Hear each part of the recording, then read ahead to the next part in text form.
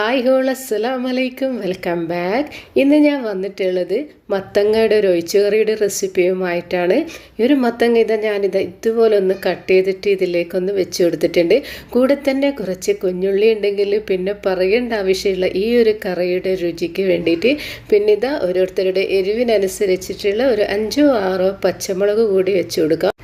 അപ്പോൾ ഇത് നമ്മുടെ ഈ ഒരു കറിക്കൊരു പുളിപ്പ് രസം കിട്ടാൻ വേണ്ടിയിട്ട് കുറച്ച്, അതായത് ഒരു നെല്ലിക്ക വലിപ്പത്തിലുള്ള പുളി കൂടി ഇതിലേക്ക് വെച്ച് കൊടുക്കാം. അപ്പോൾ ഈ ഒരു വീഡിയോ നിങ്ങൾക്ക് കണ്ടുകൊണ്ടിരിക്കുന്ന സമയത്ത് ഒന്ന് ലൈക്ക് ചെയ്യാനും കൂടെ തന്നെ നിങ്ങൾ സബ്സ്ക്രൈബ് ചെയ്യാതെ കാണുന്നതാണെങ്കിൽ പ്ലീസ് ഒന്ന് സബ്സ്ക്രൈബ് ചെയ്ത് തന്നെ ഒന്ന് സപ്പോർട്ട് ചെയ്യാനും ഹോൾ എന്ന ഓപ്ഷൻ എനേബിൾ ചെയ്യാനും മറക്കല്ലേ. അപ്പോൾ ഈ ഒരു മത്തങ്ങ ഉപയോഗിച്ചിട്ടുള്ളൊരു ഒഴിച്ചുകറിയുടെ റെസിപ്പി എങ്ങനെ തയ്യാറാക്കിയിട്ടെടുക്കുന്നത് നോക്കാം.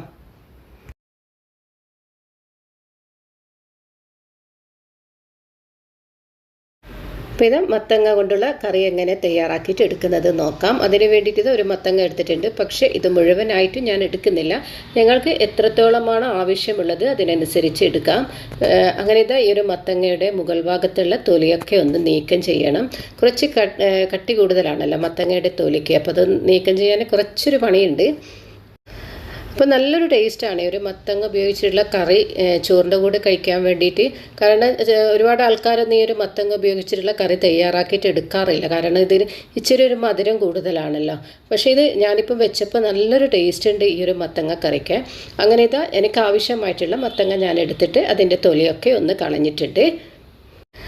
അപ്പോൾ ഞാൻ ഇന്ന് ഉണ്ടാക്കിയപ്പോൾ തന്നെ എനിക്കൊരു വെറൈറ്റി ആയിട്ടുള്ളൊരു കറിയായിട്ടാണ് തോന്നിയിട്ടുള്ളത്. കാരണം നല്ലൊരു ടേസ്റ്റ് ഉണ്ട് ഈ ഒരു മത്തങ്ങ ഉപയോഗിച്ചിട്ടുള്ള കറി തയ്യാറാക്കിയിട്ട് എടുത്തപ്പോൾ. അപ്പോൾ ഈ ഒരു വലുപ്പത്തിലാണ് കട്ട് ചെയ്തിട്ട് എടുക്കുന്നത്. ഒരുപാടങ്ങ് ചെറുതുമല്ല, ഒരുപാടങ്ങ് വലുപ്പത്തിലല്ല, ഈ ഒരു മീഡിയം സൈസിലാണ് കട്ട് ചെയ്തിട്ട് എടുക്കുന്നത്. കാരണം ഞങ്ങൾ കഴിക്കുമ്പോൾ കുറച്ചൊന്ന് കടിച്ച് കഴിക്കുമ്പോൾ ഈ ഒരു കറി കൂട്ടുമ്പോൾ ആ ഒരു ടേസ്റ്റിന് വേണ്ടിയിട്ടാണ് അങ്ങനെ ആ ഒരു വലുപ്പത്തിൽ മീഡിയം സൈസിൽ മാത്രം കട്ട് ചെയ്തിട്ട് എടുക്കുന്നത്. അപ്പോൾ ഈ ഒരു മത്തങ്ങ മുഴുവനായിട്ടും ഈ ഒരു വലുപ്പത്തിലാണ് ഞാൻ കട്ട് ചെയ്തിട്ട് എടുത്തിട്ടുള്ളത്. ഇതിനൊന്ന് നന്നായിട്ട് കഴുകി എടുത്തിട്ട് വരാം. അതിനുശേഷം ഞാനിപ്പോൾ ഈ ഒരു കറി തയ്യാറാക്കിയിട്ട് എടുക്കുന്നത് മൺചട്ടിയിലാണ്. അപ്പോൾ കഴുകി വെച്ച മത്തങ്ങ ഈ ഒരു മൺചട്ടിയിലേക്ക് ഇട്ട് കൊടുക്കുന്നുണ്ട്. അതിനുശേഷം ഇതിലേക്ക് കുറച്ച് കുഞ്ഞുള്ളി കൂടി ചേർത്ത് കൊടുക്കുന്നുണ്ട്. ഞാനിപ്പോൾ ഇതിലേക്ക് ഒരു 20 കുഞ്ഞുള്ളിയാണ് ചേർത്ത് കൊടുത്തിട്ടുള്ളത്. തീരെ ചെറുതായത് കൊണ്ടാണ് 20 എണ്ണം ചേർത്ത് കൊടുത്തിട്ടുള്ളത്. വലുപ്പമുള്ളതാണെങ്കിൽ ഒരു 10 എണ്ണം മതി. അപ്പോൾ ഇതിന് എരിവിനനുസരിച്ചുള്ള പച്ചമുളക് ഞാനിപ്പോൾ ഇതിലേക്ക് ഒരു 7 പച്ചമുളകാണ് ചേർത്ത് കൊടുത്തിട്ടുള്ളത്. പിന്നെ ഇതൊരു 1/4 ടീസ്പൂൺ മഞ്ഞൾപ്പൊടിയും കറിക്ക് ആവശ്യമായിട്ടുള്ള ഉപ്പ് കൂടി ചേർത്ത് കൊടുത്തിട്ടുണ്ട്. അപ്പോൾ ഞാൻ നേരത്തെ തന്നെ ഒരു ചെറുനാരങ്ങ വലുപ്പത്തിലുള്ള പുളി കുതിർത്തെടുത്തിട്ടുണ്ടായിരുന്നു. അതുകൂടി ഇതിലേക്ക് ഒഴിച്ചു കൊടുത്തിട്ടുണ്ട്. പുളി ഇഷ്ടമില്ലാത്തവർക്കാണെങ്കിൽ അതൊന്ന് സ്കിപ്പ് ചെയ്ത് കൊടുക്കാം. പക്ഷേ ഒരു മധുരത്തിൻ്റെ ടേസ്റ്റ് ആയതുകൊണ്ടാണ് ഞാൻ ഇതിലേക്ക് പുളി ചേർത്ത് കൊടുത്തിട്ടുള്ളത്. അപ്പോൾ ഈ ഒരു മത്തങ്ങ വേവാൻ ആവശ്യമായിട്ടുള്ള വെള്ളം കൂടി ഇതിലേക്ക് ഒഴിച്ചു കൊടുത്തിട്ടുണ്ട്. ഞാനിപ്പോൾ ഇതിലേക്ക് 1 കപ്പ് വെള്ളമാണ് ഒഴിച്ചു കൊടുത്തിട്ടുള്ളത്. ഇനി ഇതിനൊന്ന് അടുപ്പിൽ വെച്ച് വേവിക്കുന്നതിന് മുൻപായിട്ട് ഞാൻ ഇതിലേക്ക് കുറച്ച് കറിവേപ്പില കൂടി ചേർത്ത് കൊടുത്തിട്ടുണ്ട്. എനിക്ക് കറിവേപ്പിലയുടെ ഫ്ലേവർ ഭയങ്കര ഇഷ്ടമാണ്. അപ്പോൾ അതുകൊണ്ടാണ് ഈ ഒരു സമയത്ത് ഞാൻ ഇതിലേക്ക് കറിവേപ്പില കൂടി ചേർത്ത് കൊടുത്തിട്ടുള്ളത്. അപ്പോൾ മത്തങ്ങ പെട്ടെന്ന് തന്നെ കുക്കായി കിട്ടും. ഇപ്പോൾ ഞാനിത് ഒരു 10 മിനിറ്റ് മതി ഞങ്ങളുടെ ഒരു മത്തങ്ങ കുക്കാവാൻ വേണ്ടിയിട്ട്. ഇനി ഇതിനൊന്ന് അടച്ച് വെച്ച് ഒന്ന് വേവിച്ചെടുക്കാം. അപ്പം മത്തങ്ങ ഒന്ന് കുക്കായി വരുമ്പോഴേക്ക് ഇതിൻ്റെ അരപ്പൊന്ന് തയ്യാറാക്കിയിട്ട് എടുക്കാനുണ്ട്. അപ്പോൾ അതിന് വേണ്ടി ഒരു മിക്സിയുടെ ജാറിലേക്ക് 1 കപ്പ് ചിരവിയ തേങ്ങ ഞാൻ ഇതിലേക്ക് ചേർത്ത് കൊടുത്തിട്ടുണ്ട്. ഇനി ഇതിലേക്ക് 1 ടീസ്പൂൺ ചെറിയ ജീരകം, അതായത് നല്ല ജീരകമാണ് ഇതിലേക്ക് ചേർത്ത് കൊടുക്കുന്നത്. പിന്നെ അരപ്പിന് ആവശ്യമായിട്ടുള്ള വെള്ളം കൂടി ഇതിലേക്കൊന്ന് ഒഴിച്ചു കൊടുക്കാം. നല്ല സ്മൂത്തായിട്ട് തന്നെ ഇതിനൊന്ന് അരച്ചെടുക്കാം. അപ്പോൾ അരപ്പിന് ആവശ്യമായിട്ടുള്ള വെള്ളം ഇതിലേക്ക് ഒഴിച്ചു കൊടുത്തിട്ടുണ്ട്. ഒരുപാട് വെള്ളമൊന്നും ഞാൻ ഇതിലേക്ക് ഒഴിച്ചു കൊടുത്തില്ല. ഒരു 1/4 കപ്പ് വെള്ളം മാത്രമാണ് ഒഴിച്ചു കൊടുത്തിട്ടുള്ളൂ. അരപ്പൊക്കെ റെഡിയായി വരുമ്പോഴേക്ക് മത്തങ്ങ ഇവിടെ നന്നായിട്ട് കുക്കായിട്ടുണ്ട്. അതിൻ്റെ ആ വെള്ളമൊക്കെ, അതായത് ഈ ഒരു ചാറൊക്കെ നല്ല രീതിയിൽ തന്നെ കുറുകി വന്നിട്ടുണ്ട്.